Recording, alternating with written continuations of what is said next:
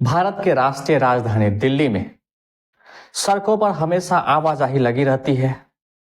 अनजान लोगों का आना जाना आम बात होता है। सड़कों में भीड़ भाड़ होती है और अलग अलग जगह पर लोग काम काज किया। लोग अपने काम से काम रखते हैं और दिनचर्या पूरी तरह काम में व्यस्त होता है। 7 जनवरी 2025 को एक पीसीआर दिल्ली पुलिस को जाता है और उन्हें सूचना दिया जाता है कि जिस सड़क से लोग आते जाते हैं उस सड़क में ऐसे दुर्गंध आ रही है, ऐसी गंध आ रही है कि इनसे पहले ऐसे गंध से किसी का पहचान नहीं हो। और दिल्ली पुलिस पीसीआर कॉल के आधार पर रामपुरा इलाके में पहुंचता है और वहां देखता है। और जब उसी रूम जिस रूम से बेहद गंध आ रही होती है उस रूम की तरफ रुख करता है और पहुंचता है, जो ही दरवाजा खोलता है और देखता है एक सड़ी गली सी लाश और पूरी तरह से काले पड़ चुके चेहरे उन्हें दिखता है। और गंध तो बेहद दुर्गंध होती, लेकिन फिर भी पुलिस का जो काम होता है वो तमाम काम वहां निपटाते हैं। लाश को अपने कब्जे में लेते हैं और फोरेंसिक जांच टीम वहां पहुंचती है।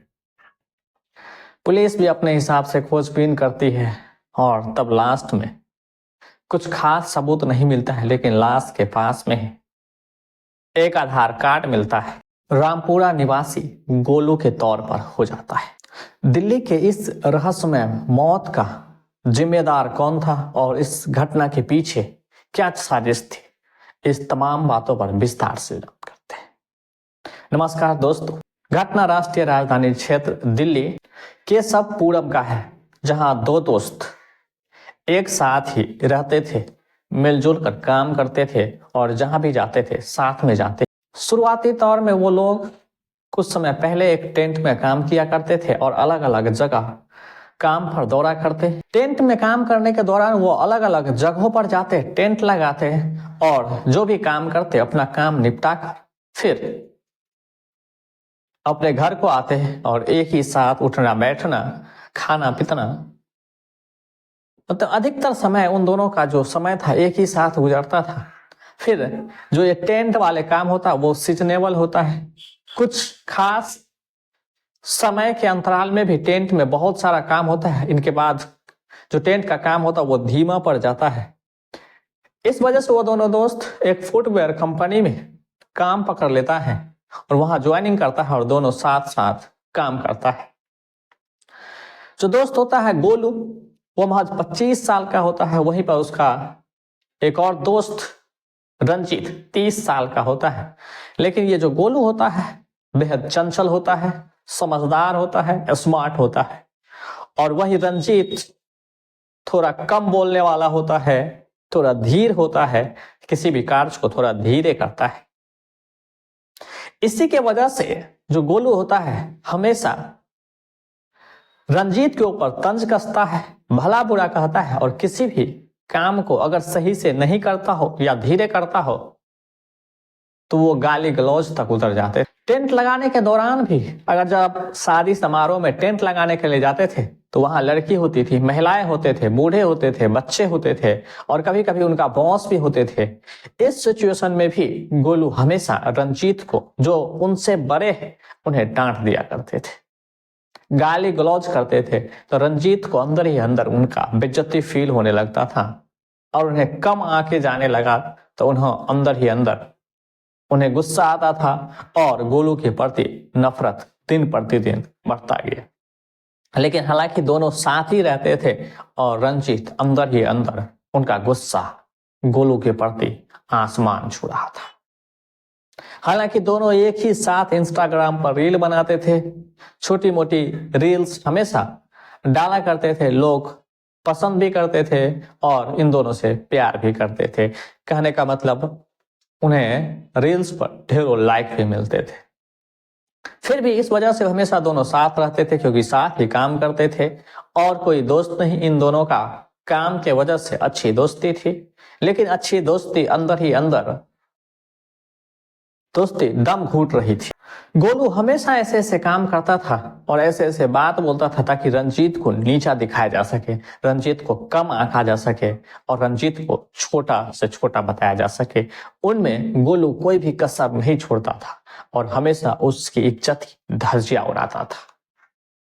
रंजीत को यही बात धीरे धीरे इतना चुभने लगा और रंजीत का चेहरा उनके लिए एक नफरत का चेहरा बन जाता है। एक दोस्त अब पूरी तरह से अंदर ही अंदर नफरत करता है, लेकिन रंजीत बाहर से कुछ दिखाता नहीं। जब यह हद से बाहर गुजर जाता है और रंजीत अपने हिसाब से गोलू को समझा नहीं पाता है और गोलू समझने को तैयार नहीं होता है, तो रंजीत एक और अपने दोस्त नीरज वर्मा को साथ लेता है और गोलू को बहला फुसलाकर एक कमरे में दाखिल करवाता है और उनके साथ मारपीट करता है, ताकि उन्हें यह लगता है कि ऐसा करने से गोलू आने वाले समय में यानी अगले दिन से रंजीत की बेइज्जती नहीं करेगी या उनके ऊपर गाली गलौज नहीं करेगा या उनके भला बुरा नहीं कहेंगे। लेकिन इनके बाद होने के बावजूद भी गोलू वही काम करता है जिससे रंजीत को परेशानी होता था, तकलीफ होता था।